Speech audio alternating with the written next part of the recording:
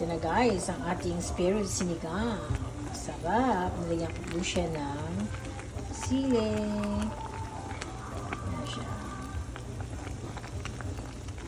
Napakaluan hanggang sa lumambot.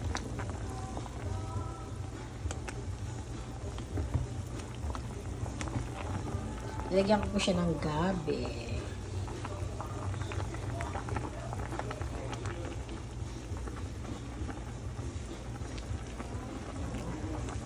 Ayan siya, oh. Spare ribs.